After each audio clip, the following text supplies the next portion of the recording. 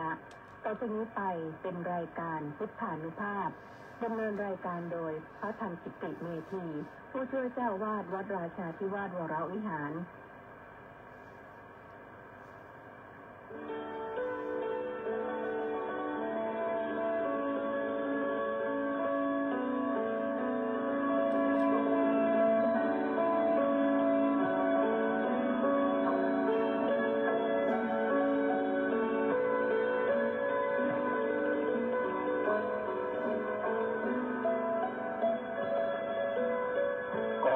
เชิญชวนมาฟังธรรมนำชีวิตขัดเกลาจิตบริสุทธิ์ผุดผ่องใสเสริมปัญญาบารมีให้จิตใจสุขสดใสเมื่อได้ธรรมนำชีวารายการพุทธานุภาพจัดสรรให้คำบรรยายจากคำพีมีคุณค่าไม่ต้องค้นไม่ต้องอ่านให้เมื่อยตาได้เวลาพร้อมเชิญเปิดรับฟังฟังธรรมจบแล้วสงบจิตสักครู่สำรวจดูจิตของตนก่อนทุกครั้งจิตว่างแล้วจักหลับได้ทรงพลัง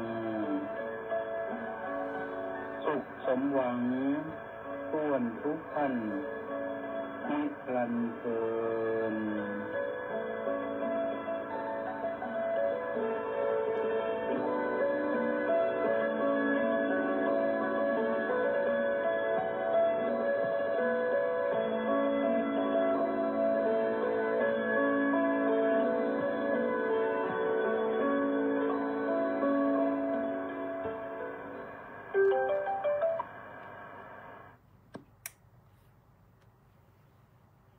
อะระหัง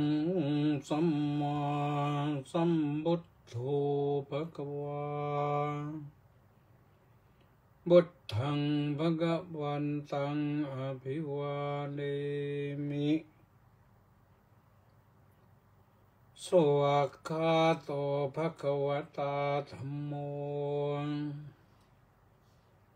ธัมมังนัมมัสสามิสุปฏิปันโนภะคะวะโตสาวกสังโฆสังฆังนะมามิกัตโมจะภิกขเวสัมมากัมมันโตเนคขัมมะสังกัปโปอัปยาปาดะสังกัปโปอวิหิงสาสังกัปโปอยังบุจจติภิกขเวสัมมาสังกัปโปติ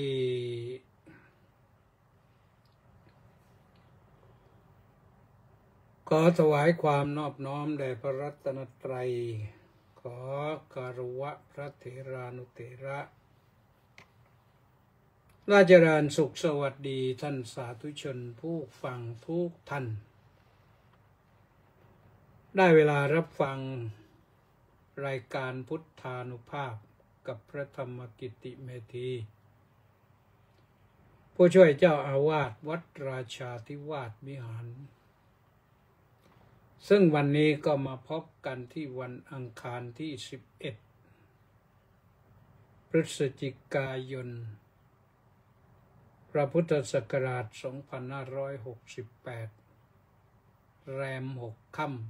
เดือน12ก็มาฟังเรื่องความคิด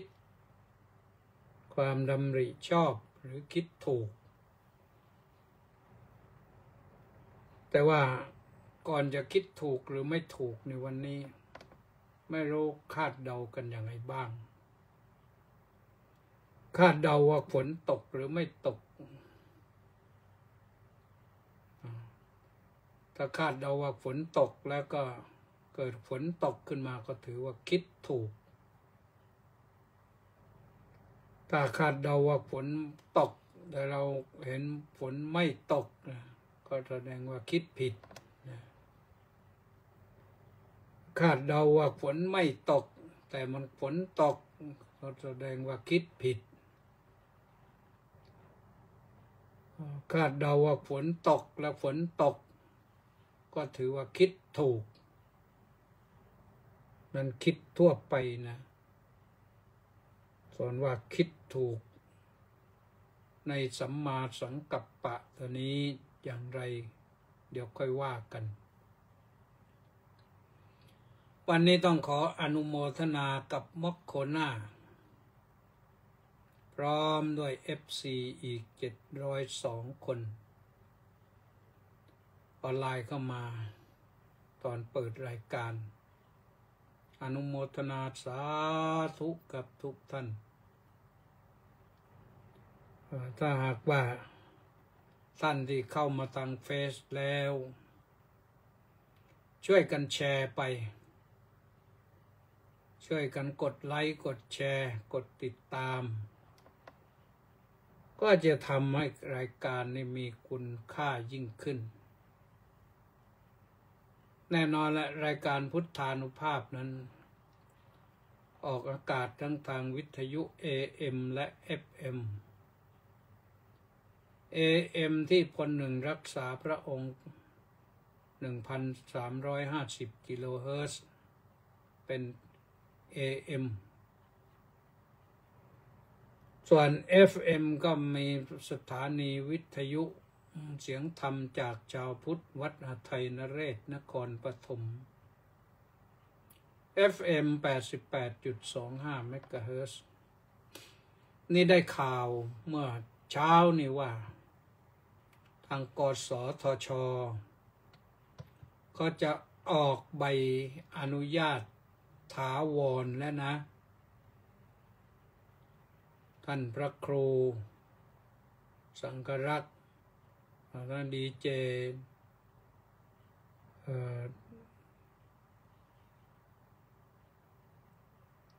จที่จัดงานอยู่วันดีนี่ก็ยิ้มรับได้นะแต่ว่าเขาจะออกหมายมาวันไหนให้ไปทำเรื่องออกอากาศได้ถาวรฟังข่าวมาว่าอย่างนั้นก็จะให้ออกถาวรแล้วทดลองมาหลายปีแล้วก็ยังออกอากาศที่ FM 103.25 เมกะเฮิรตซ์วัดศรีทวีนครศรีธรรมราช FM 100 เมกะเฮิรตซ์ที่วัดสามชุกสุพรรณบุรีและ FM 102 และ 104.5 เมกะเฮิรตซ์ที่วัดหนองกายจังหวัดเชียงใหม่นี่ทุกคลื่นนี่จะได้รับใบอนุญาตออกอากาศถาวรและไม่ต้องต่อกันไปทุกปีก็ว่าอย่างนั้นขอแสดงความยินดีด้วยนะกับทุกสถานีได้ความอย่างไรก็เดี๋ยวเขาคงจะแจ้งว่าตอนนี้เขาปลดล็อกให้แล้วก็ดำเนินการไปตามกติกาที่ยังมีเหลืออยู่ส่วนว่าFC ทางถ่ายทอดสด Facebook นี่อันนี้ก็ติดตามฟังได้ตลอดไปก็ยังไม่ปิดพระธรรมกิตติเมธีก็มีบรรยายต่อไป ไม่มีวันหยุดนะแต่ว่าวันเสาร์ที่แล้วนี่ หยุดด้วยเหตุสุดวิสัยอินเทอร์เน็ตมันไม่ทำงานมันชักช้าออกอากาศไม่ได้ทั้งที่ติด Wi-Fi มาแล้วก็ไม่รู้มันเป็นยังไงมันไม่ทำงานก็เลยเว้นไปวันเสาร์วันหนึ่งวันอาทิตย์วันจันทร์เมื่อวานก็ออกมาวันนี้ก็ได้ออกต่อก็คิดตั้งใจว่าปีหน้านี่จะไปนมัสการสังเวชนียสถานสักหน่อยพอหยิบมาดูพาสปอร์ตก็ปรากฏว่าหมดอายุไปแล้วตั้งแต่ปี 2567 นู่นก็เลยขวนขวายทำพาสปอร์ตใหม่ได้เอกสารหลักฐานพร้อมก็เลยวันนี้ก็ไปทำที่สถานีรถยนต์สายใต้ต้องขออนุโมทนากับเจ้าหน้าที่นะทุกส่วนเรียบร้อยต้อนรับดีบริการดีอนุโมทนาสาธุสาธุสาธุทราบว่าวันพฤหัสก็คงจะได้เล่มก็จะส่งมาให้ทางไปรษณีย์ก็ถือว่าเรียบร้อยไปอันนั้นก็เรื่องที่จะทำแต่ว่างานพรุ่งนี้ท่านสาธุชนทั้งหลายพรุ่งนี้ต้องไปช่วยกำกับดูแลนิดหน่อยเรื่องการตรวจข้อสอบนักธรรมที่วัดบูรณะสิริมาตยารามซึ่งมอบหมายให้ท่านเจ้าคุณราชสุทธิวชิระเมธีวันนี้น่าจะพูดถูกนะชัยยันเป็นรองเจ้าคณะภาคมือใหม่ก็ไปให้ทำครั้งแรกจะไปดูไปช่วยกำกับไปให้กำลังใจกรรมการนั้นทราบข่าวว่ามาจากภาคทั้งหมดไม่ได้ใช้ทรัพยากรภิกษุของกรุงเทพ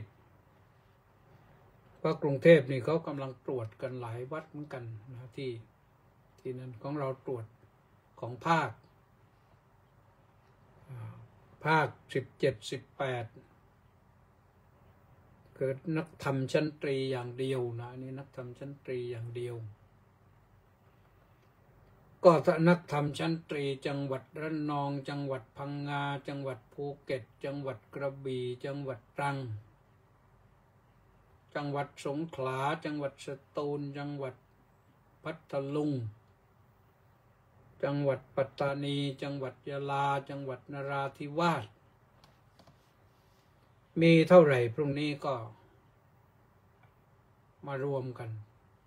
ข้อสอบพระนี่เป็นข้อสอบที่เขาเรียกว่าแบบอัตนัยอัตนัยก็คือคิดคำตอบเอาเองอัตตะแปลว่าตนเอง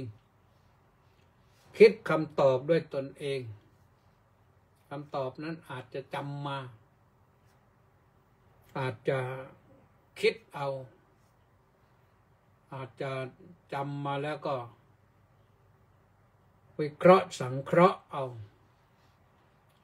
ข้อสอบนี่ท่านจะออกเป็น3ส่วน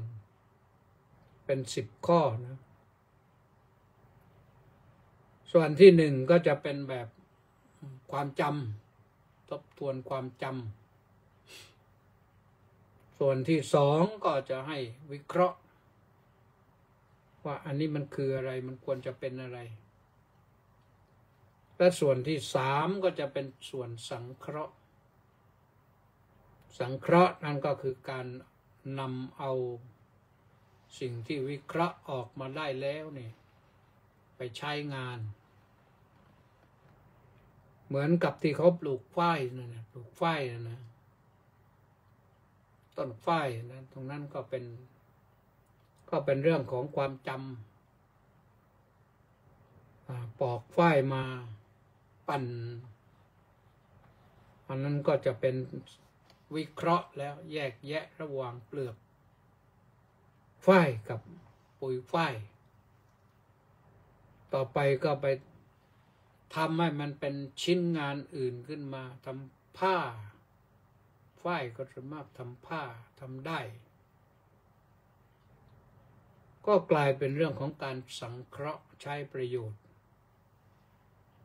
ลักษณะจะเป็นเช่นนั้นนะคือ3 ขั้นตอนสิ่งที่เราใช้สอยอยู่ที่เป็นวัตถุทั้งหลายทั้งปวงเนี่ยมันเป็นผลผลิตอันเกิดจากการสังเคราะห์ทั้งนั้นแม้แต่เครื่องมือสื่อสารโซเชียลมีเดียอิเล็กทรอนิกส์นี่มือถือนี่ก็มันมาจากการวิเคราะห์แล้วก็สังเคราะห์คนผลิตไม่ใช่ง่ายนะก็คิดกันหัวแทบระเบิดถ้าคิดแล้วก็พอคิดได้แล้วก็วิเคราะห์ได้แล้วอ๋ออันนี้มันเป็นอย่างนี้อย่างนี้แล้วก็ไปสังเคราะห์ออกมานี่ที่เขาพูดถึงกันในยุคปัจจุบันเนี่ยที่ท่านประธานาธิบดีทรัมป์มาทำ MOU กับท่านนายกอนุทินเนี่ยที่มาเลเซียเนี่ยไปลงนามทำ MOU กันจะมาค้นหาแร่เอิร์ธในประเทศไทยเราก็ไม่เคยรู้ว่าแร่เอิร์ธนี่มันเป็นอย่างไร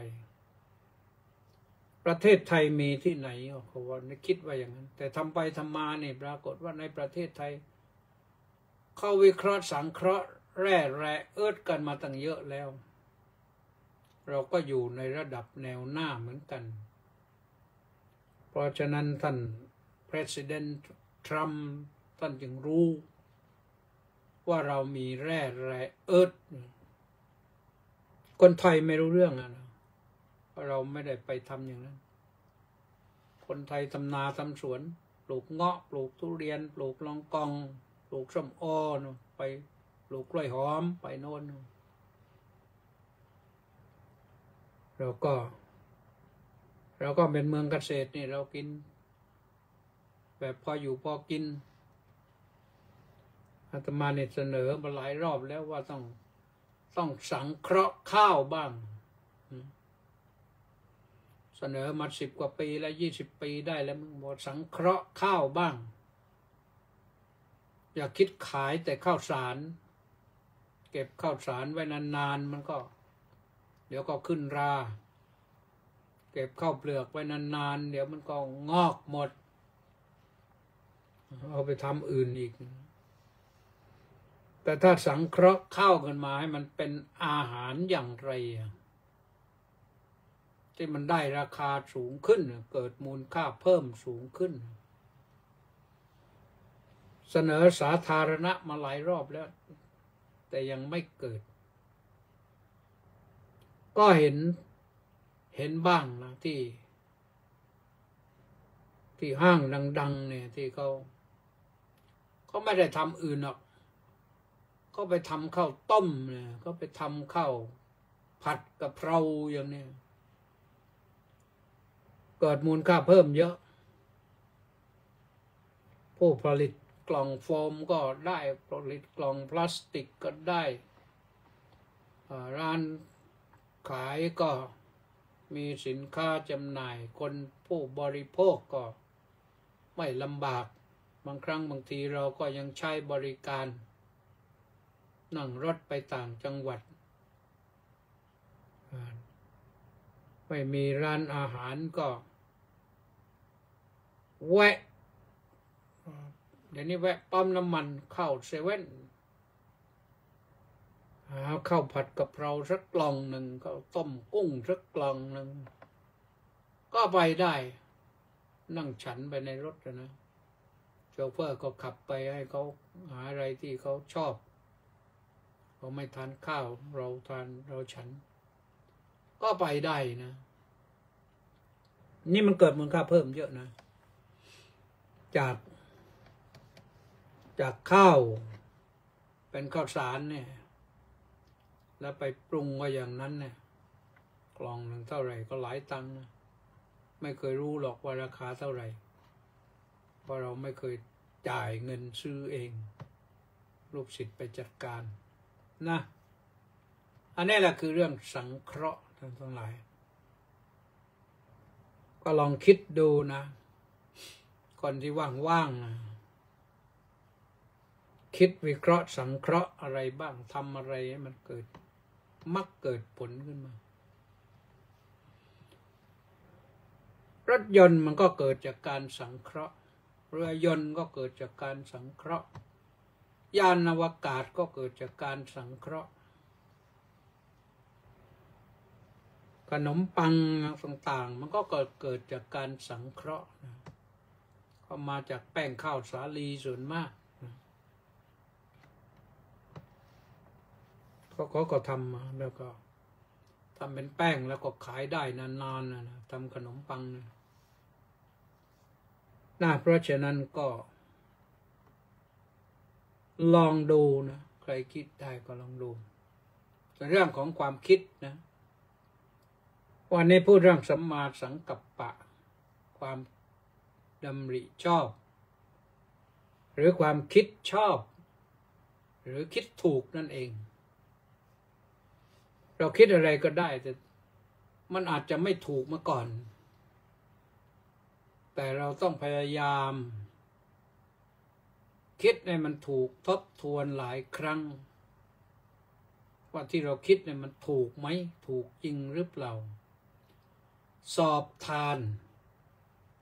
งานวิจัยเนี่ยเขาให้สอบทานอย่างนี้งานวิจัยคำว่าวิจัยแปลว่าเลือกธรรมวิจัยก็เลือกสิ่งที่ถูกต้องธรรมะคือสิ่งถูกต้องไม่ถูกไม่เอาทำงานวิจัยเดี๋ยวนี้ปริญญาโทปริญญาเอกก็ให้ทำงานวิจัยงานวิจัยในการขอจบแต่จบแล้วก็มีสถาบันวิจัยสภาวิจัยแห่งชาติจัดการทุนให้กับนักวิจัยเพื่อไปค้นหาความรู้ใหม่ๆพอได้ความรู้มาแล้วก็ไปจัดสร้างสิ่งอื่นขึ้นมาก็เรียกว่าเป็นนวัตกรรมนวะก็แปลว่าใหม่กรรมก็คืองานใหม่กรรมก็คือการงานนวัตกรรมก็คืองานใหม่นะพระพุทธเจ้าสอนเรื่องสัมมาสังกัปปะไว้ความดำริชอบหรือคิดถูกเนี่ยเป็นมาตรฐานชี้วัดเป็นมาตรฐานที่จะให้บอกว่าการจะเดินทางไปให้ถูกต้องนั้นต้องคิดถูกอย่างเราคิดจะไปเชียงใหม่เนี่ยถ้าไปให้ถูกมันก็ต้องคิดถูกคิดว่าไปเชียงใหม่แต่ไปขึ้นรถผิดมันก็ผิดอาจจะพาไปอุบลราชธานีอาจจะพาไปนครพนมอาจจะพาไปนราธิวาสพอขึ้นรถผิดต้องคิดให้ถูกต้องไปให้ถูกทีนี้ความคิดถูกของพระพุทธเจ้านี่มีดัชนีคือข้อบ่งชี้หรือก็ชี้วัด3 ประการนะ มี3 ประการ 1. เนคขมมสังกัปโปเนคขมมสังกัปโป 2. อัปยาปาดสังกัปโป 3. อวิหิงสาสังกัปโปเนคขมมสังกัปปะนั้นแปลว่าคิดออกจากกามสูงสุดก็คือคิดออกบวชเหมือนพระพุทธเจ้านะทรงบำเพ็ญเนคขมมะบารมีแต่นั้นเป็นศัพท์ที่สูงนะศัพท์ทั่วไปก็คือคิดออกบวชเหมือนพระเจ้าอยู่หัวของเราเนี่ยเวลาเสด็จออกผนวดก็เรียกว่าออกบำเพ็ญเนคขมมะบารมี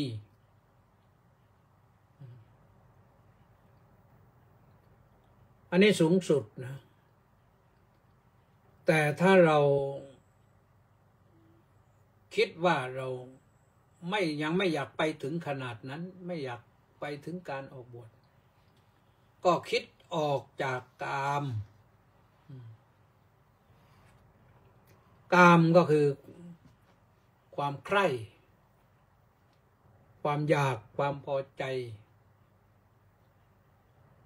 ทีนี้ถ้าเราออกไม่หมดก็ออกสักระดับหนึ่งออกจากการบริโภคนิยมเนี่ยพูดภาษาวิชาการหน่อยบริโภคนิยมก็หมายความว่าคิดอยากบริโภคอยากบริโภครถรา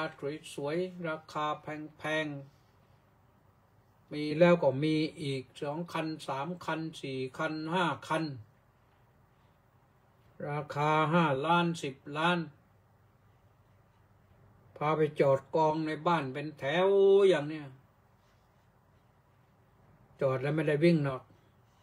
คันละ10 ล้านไปจอดเฉยไปดูสวยๆ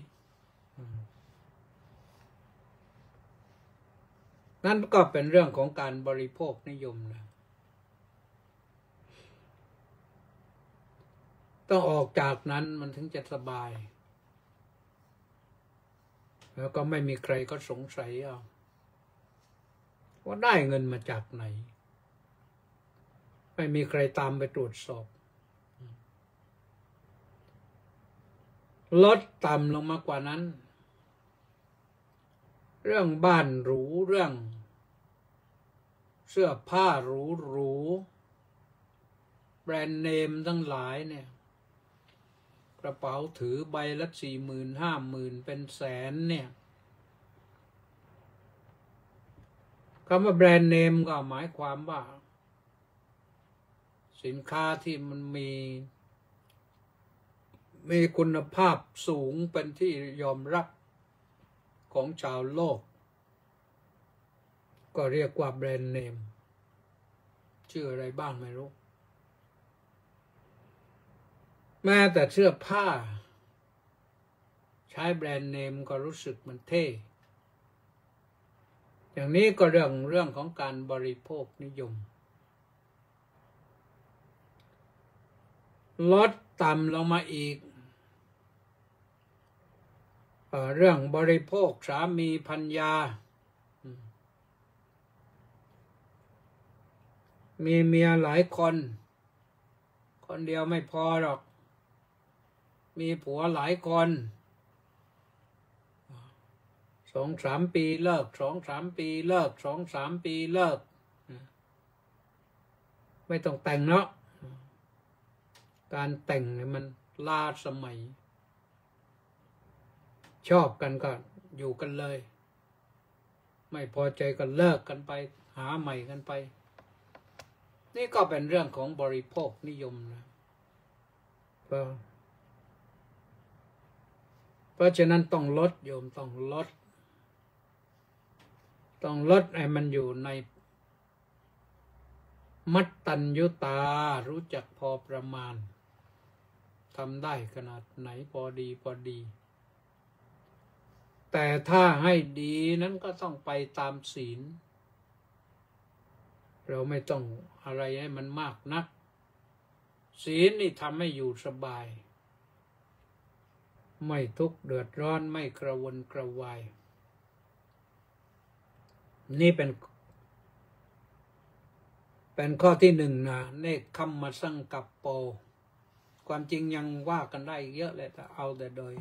โดยสังเกตประการที่สองอัพยาปาทสังกัปโปแปลว่าความดำริไม่พยาบาทไม่มีความดำริเรื่องพยาบาท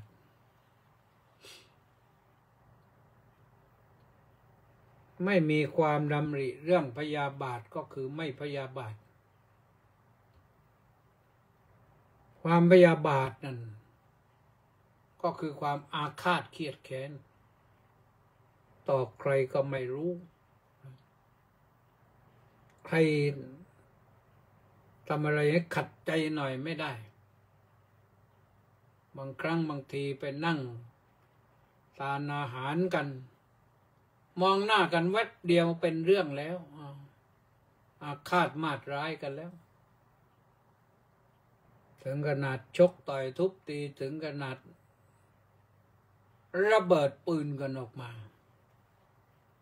ฆ่ากันทำลายกันนี่คือเรื่องของพยาบาทนะต้องเว้นพระพุทธเจ้าทรงแนะนำให้ตัวนี้เนี่ยก็คือให้มีจิตเมตตามีความเมตตาแล้วพอเมตตาแล้วเนี่ยไม่ใช่เมตตาเฉพาะมนุษย์ด้วยกันทรงแสดงเรื่องเมตตาไว้ยิ่งใหญ่มากคนมีเมตตามากเนี่ยนอนก็หลับเป็นสุขตื่นก็เป็นสุขไม่ฝันร้ายเป็นที่รักของเทวดาเป็นที่รักของมนุษย์ของอมนุษย์จิตใจสงบดีปลอดจากสิ่งร้ายนะเรื่องยาพิษเรื่องศัตราอาวุธเรื่องดาบเรื่องหอกเรื่องมีดนี่ปลอดคนมีเมตตาเนี่ยผิวพรรณผ่องใส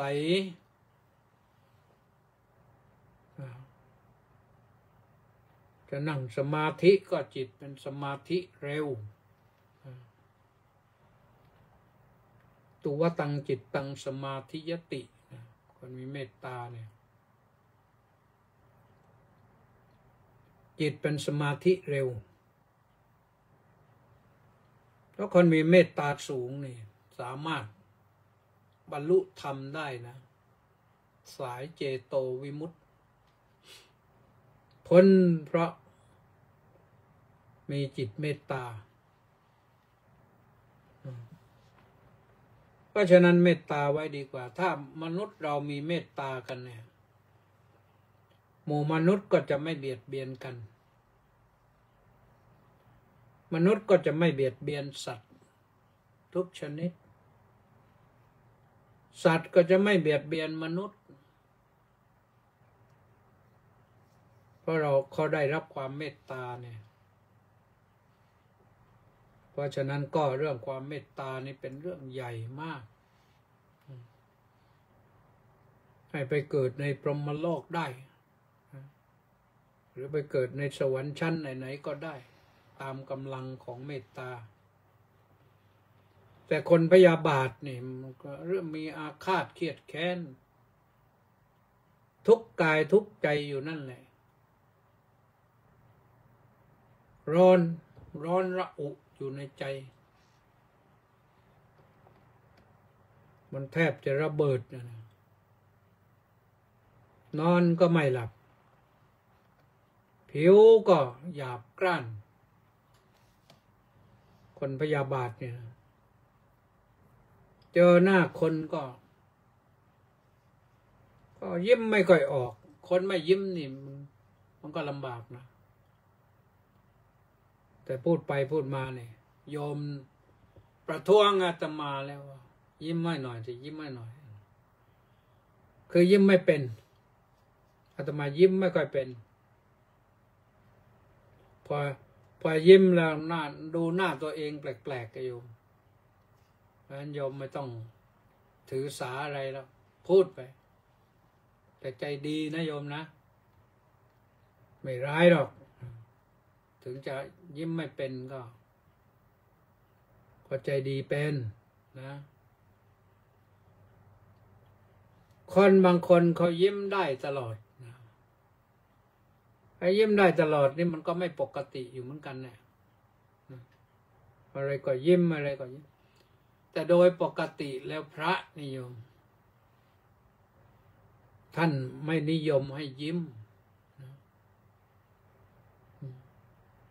ยิ้มไปเรื่อยๆมันยิ้มเรื่อยเปื่อยมันก็ไม่ถูกนะอยู่ให้ดูหน้าตาสงบเป็นใช้ได้อาตมาก็เลยฝึกมาตั้งแต่โน้นเนี่ยตั้งแต่เริ่มบวชมาแล้วก็เลยจนกระทั่งว่ายิ้มไม่ออก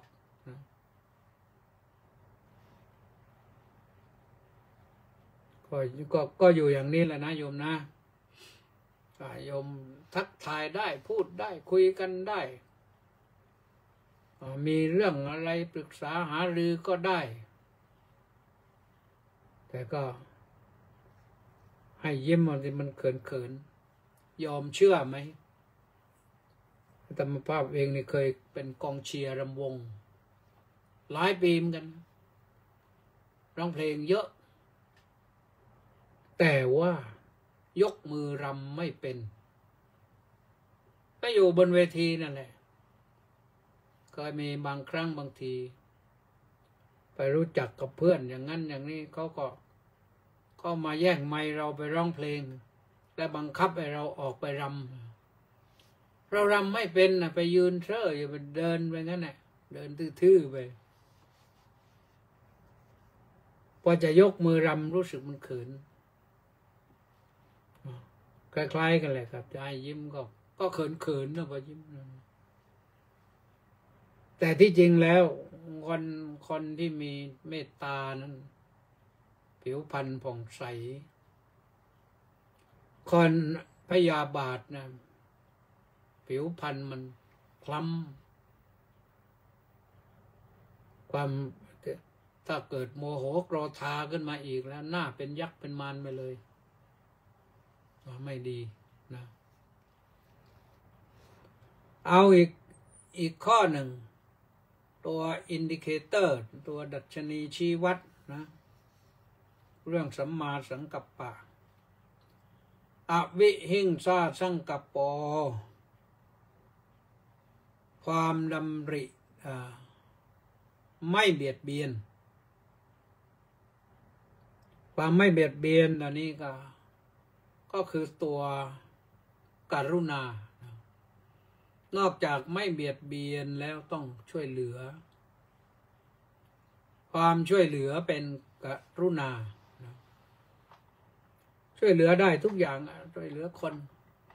เด็กตกทุกข์ได้ยากเด็กลำบากบางทีพ่อแม่ก็ไม่มีอยู่กับปู่กับย่ากับตากับยายก็ช่วยไหมหรือผู้เฒ่าผู้แก่ลูกหลานตายหมดหรือหายไปหมดถูกทิ้งไว้ก็ช่วยไปหรือแม้แต่ช่วยสัตว์เดรัจฉานก็ยังได้บุญสัตว์มันรักเรานะพอเราช่วยมันสัตว์มันรักเรามันเกิดความรู้สึกในใจว่าโอ้นี่คนผู้มีเมตตาต่อเราเพราะฉะนั้นก็เราต้องกรุณาช่วยเหลือได้ยังไงยามประสบภัยพิบัตินะเช่นเนี่ยปีนี้ก็ยังหนักมากอยู่เรื่องน้ำนะ เดี๋ยวนี้ก็ไม่เป็นน้ำหลากหรอกแต่เป็นน้ำที่ท่วมมาเนื่องจากว่าเขื่อนกรมชลประทานก็ต้องระบายน้ำไม่งั้นเดี๋ยวเขื่อนมันจะพังถ้าไม่ระบายเดี๋ยวเขื่อนจะพังเขื่อนพังนี่มันยุ่งกันใหญ่นะน้ำมาไม่รู้กี่ล้านลูกบาศก์เมตรนี่เลือกสวนไร่นาบ้านเรือนพังราบเลยคนก็จะพังราบเอาด้วยเสี่ยงชีวิตเพราะฉะนั้นเขาก็ถอนน้ำไว้เขากักกันน้ำไว้แต่พอมากเกินว่าแล้วก็ถ้าเกิดฝนหนักมาอีกข้างทางภาคเหนือตั้งแต่เขื่อนภูมิพลเขื่อนสิริกิติ์เขื่อนอะไรเขื่อนอะไรที่ชัยนาทเนี่ยเขื่อนภูมิพลอยู่จังหวัดตากเขื่อนสิริกิติ์อยู่จังหวัดอุตรดิตถ์ที่จังหวัดชัยนาทเขื่อนอะไรใหญ่เหมือนกันนะหรือทางภาคตะวันตกไปเขื่อน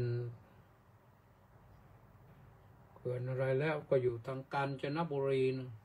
กันแม่น้ำใหญ่เหมือนกันทางภาคใต้ก็เขื่อนเชี่ยวหลานนะสุราษฎร์ธานีก็ใหญ่ก็ต้องทยอยปล่อยน้ำไปปักใต้สุดไปโน่นยะลาปัตตานีเขื่อนบางลางเจ้าหน้าที่เขาต้องประเมินนะว่าน้ำมันอยู่เท่าไรแล้ว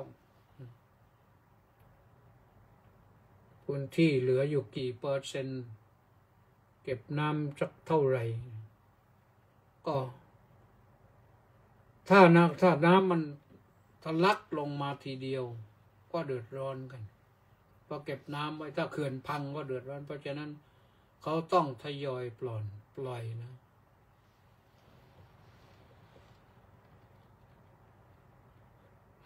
ก็ต้องทยอยปล่อยทีนี้พอทยอยปล่อยนี่ในแถวภาคกลางนี่แหละเดือดร้อนกันมากเพราะแถวจังหวัดอะไรนะชัยนาทสิงห์บุรีจังหวัดปทุมธานีจังหวัดพระนครศรีอยุธยาจนมาถึงนนทบุรีเนี่ยลำบากนะน้ำท่วมกันนานๆเนี่ยโดยเฉพาะพระนครศรีอยุธยาเนี่ยเป็นที่ลุ่มต่ำมากน้ำมากปีนี้ท่วมกันมาเป็น 2-3 เดือนแล้วรัฐบาลกำลังคิดจะช่วยเหลืออยู่ให้กำลังใจโยมก็ไม่รู้จะทำอย่างไรนะโยมนะน้ำมันมาจากท้องฟ้านั่นเมื่อก่อนอาตมาเรียนหนังสือนี่นักธรรมชั้นเอกนะมีเรื่องก็ว่าท่านมีพุทธภาษิตอยู่บทหนึ่งว่าบอกว่าสระน้ำที่ใหญ่ที่สุดคือสระน้ำบนท้องฟ้าอาตมานึกไม่ออกว่ามันเป็นอย่างไรแต่พอมาน้ำท่วมจริงว่าหนักจริงๆมากกว่าน้ำที่อยู่ข้างล่างนะเอาละเพราะฉะนั้นเราต้องเอื้อเฟื้อเผื่อแผ่กันแบ่งกันฉันปันกันใช้ช่วยเหลือกันได้ก็ช่วยเหลือกันโดยเฉพาะอย่างยิ่งยามวิบัติยามวิกฤตคนที่ประสบภัยต้องได้รับความช่วยเหลือให้เขาปลอดภัยภัยจากอดอาหารก็ต้องช่วยเหลือให้มีอาหารบริโภครับประทานกินคนไม่มีเสื้อผ้าก็ต้องช่วยเหลือเอื้อเฟื้อเจือจูนเสื้อผ้า แต่คนไม่มีบ้านมันก็ต้องช่วยเหลือบ้านแล้วให้มีบ้านเนี่ยก็ช่วยกันแบบนี้ธนาคารอาคารสงเคราะห์เขาก็สร้างให้กันเยอะนะราคาถูกนะให้ฟรีก็จะเอาเงินไหนมาสร้างหรอเขาก็สร้างให้ราคาถูกก็ถูกนะคิดมานานเลยก็คิดตั้งธนาคารพุทธนะเสนอไปแล้วตอนนั้นรัฐมนตรีประจำสำนักนายกรัฐมนตรีนายแพทย์อะไรแล้วอ่ะคนสมบูรณ์นะรองนายกท่านรับเรียบร้อยแล้วสั่งการแล้วปรากฏว่ารัฐบาลไปไม่รอดต้องจบคือถ้าตั้งธนาคารพุทธนี่เขาแย้งว่าจะไปเอาเงินมาจากไหนดูแลธนาคารนี่คนไทยนะเรื่องบุญนะไม่ต้องห่วงหรอกบอกว่าฝากเงินธนาคารพุทธนี่ได้ทั้งบุญได้ทั้งดอกมีธนาคารไหนบ้างเขาบอกท่านบอกว่าเอาธนาคารเนี่ยมันไม่ใช่มีอยู่ได้กับเงินฝากนะครับแต่อยู่ได้กับเงินที่เขามากู้แล้วเกิดดอกเบี้ยมันจะยากอะไรเราในประเทศคนถ้าเราให้กู้ดอกเบี้ยถูกๆนี่คนกู้กันเยอะแหละพระไปอยู่ต่างประเทศนี่กู้กันเป็นร้อยล้านพันล้านนะสร้างวัดสร้างวาเนี่ยแล้วเราก็กู้ที่โน้นแล้วมากู้ธนาคารพุทธไม่ดีกว่าเลยเราอาจจะปลอดดอกสัก2 ปี3 ปี4 ปีแล้วคิดดอกราคาถูกถ้าเหล่านั้นก็มากู้เงินในธนาคารพุทธอะไรไปใช้ได้จนกระทั่งว่าไม่มีใครเห็นเป็นอื่นมาไปชี้แจงเองนะร่างมันผ่านไปหมดแล้วแต่ว่ามันไม่ผ่านตอนนี้เขาทำกันใหม่นายแพทย์อะไรสุรวิทย์คนสมบูรณ์สสนครพนมมั้งอนุโมทนาด้วยหลังจากนั้นแล้วก็รู้สึกว่าได้พบกันสักครั้งแล้วก็หายกันไปไม่ได้เจอกันนะท่านสาธุชนทั้งหลายเพราะฉะนั้นพยายามคิดให้มันถูกต้องนะคิดสิ่งที่มันถูกสิ่งที่เห็นว่ามันไม่ถูกแล้วอย่าไปคิดมันเลยเสียเว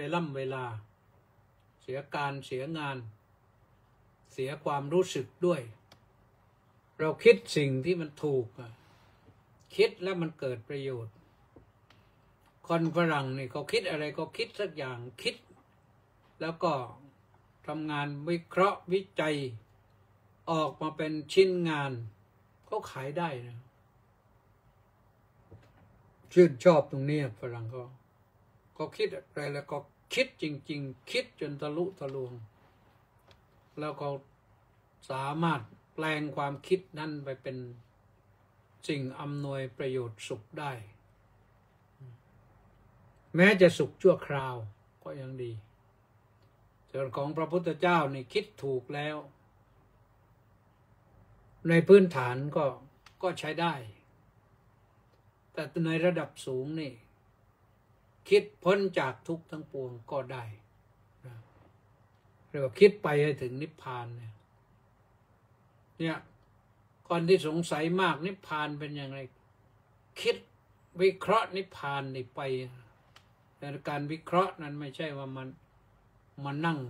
เพ้อเจ้ออยู่ต้องทดลองมีมาตรฐานมาตรการทดลองพิสูจน์ว่านิพพานมีจริงหรือไม่นี่ต้องทดลองถ้าไม่ทดลองไม่รู้หรอกนะเหมือนมันเป็นศาสตร์เป็นวิทยาศาสตร์เหมือนกันนะของพระพุทธเจ้าเนี่ยทุกอย่างนี่ต้องทดลองไม่ทดลองก็ไม่รู้นะไม่ทดลองก็ไม่ได้สัมผัสผลนะก็ฝากไว้ให้คิดต่อนะคิดให้มันถูก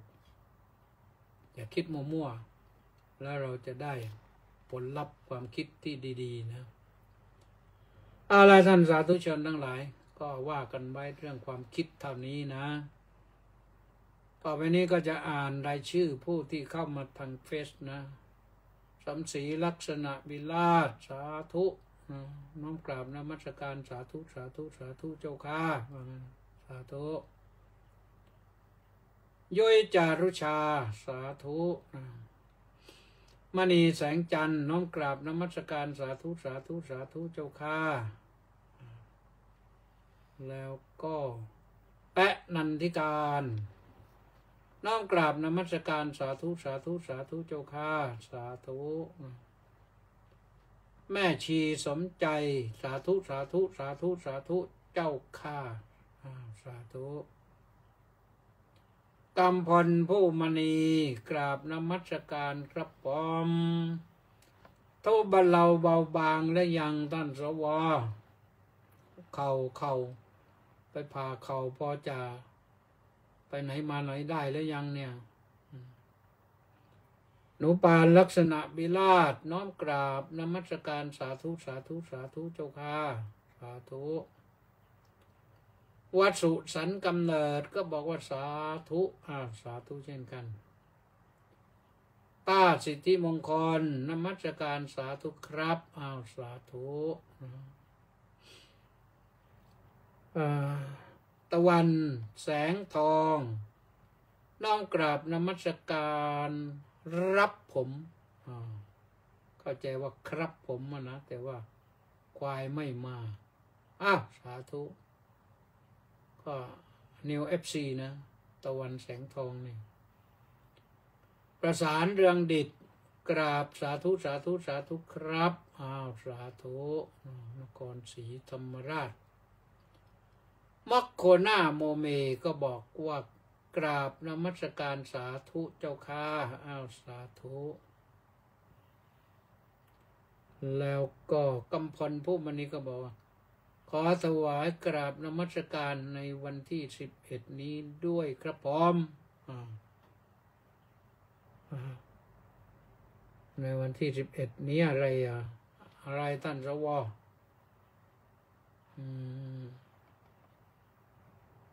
ก็เอา